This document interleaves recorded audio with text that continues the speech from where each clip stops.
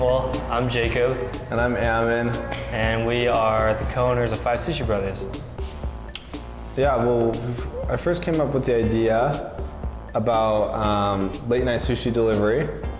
And then Jacob got on board and he really launched off with it and he got really excited about it. So once we kind of synced minds, that's when we went head on for it.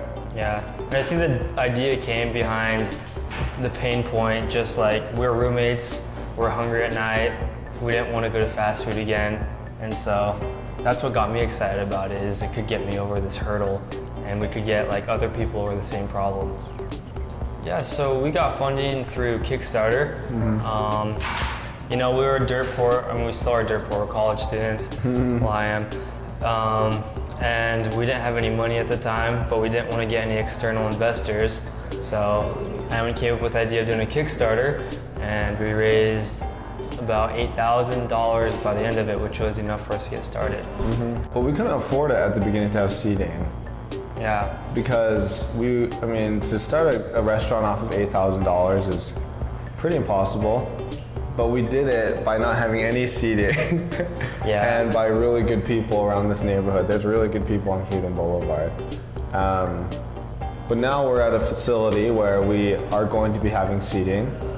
And so we've always wanted seating, but we never could afford it until now. Jacob and I are completely self-funded. We never received any financial aid from anybody. No investors, definitely not our parents, we refused that. But, so that's what it's been. And luckily we've been really #blessed to not have any debt. We're not necessarily we're definitely not rich by any means, we're on in the dough, but we're not in debt, which for the first year is a really great thing. We started in May of last year. During the kind of off season from BYU, there was, spring semester, summer semester. But even from day one, we've never lost money, which is amazing. We've made a profit every single night. And so because our overhead was so low. Yeah, we're renting like a little Mexican restaurant for just about nothing. It was ridiculous. Yeah, it was incredible. And so from the beginning, we knew that the idea of the business, it was validated that there was lots of potential.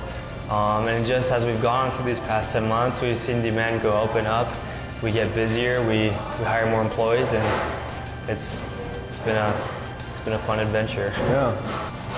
I would not say, there's been several moments where things have just gone up.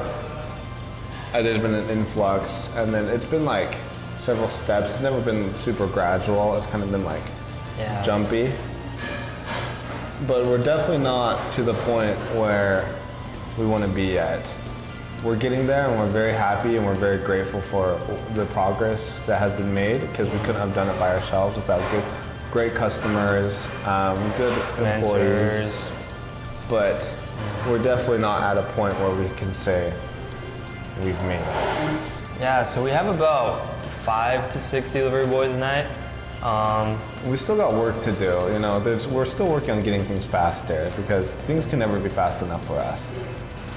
Biggest struggle has been influx of customers, keeping everybody happy, because we're not the type of restaurant that's going to be that likes to, I don't know, we want to make everyone happy. We want to get everyone quality service, we want to get them quality food. And sometimes when we had these influx of customers, we might have had somebody who got their order super late, or might have gotten their food cold because it was super late or something like that.